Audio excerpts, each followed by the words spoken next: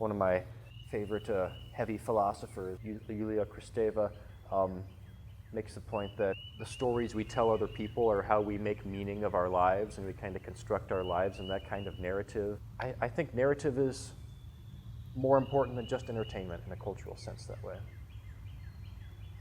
My parents decided that they were going to teach me to read when I was, before I got into the elementary school, and I was into that. I was all about it. I was the kid carrying more books out of the library than I could really lift, and it was like embarrassing when I dropped them or something, make a book spill.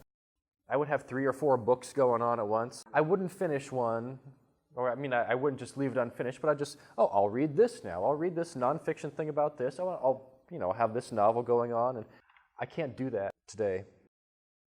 Most recent time, I've thought, man, I'm a terrible writer. Doing the last proofing for my novel that we're putting out this summer, there are parts of it I love. I can read the first chapter and think, I nailed this.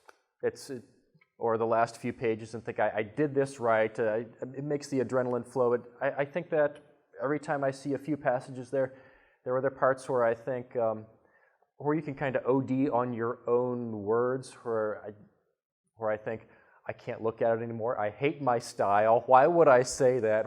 Why do I write the way I write? I have to stop all of that. So you can get too far inside your own head very easily, I think. Running's easier for me than writing, I'll tell you that. Writing, you have to mentally be there, and if it's not good, and running, you're out there, you're doing.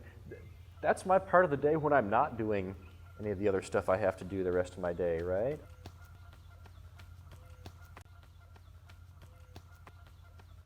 Yeah, I think if you sit down writing and try to write fabulous, new material every day,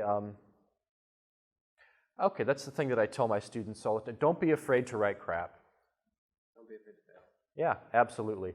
Write something, even if you're pretty sure it's going to be terrible, writing it is better than not writing it.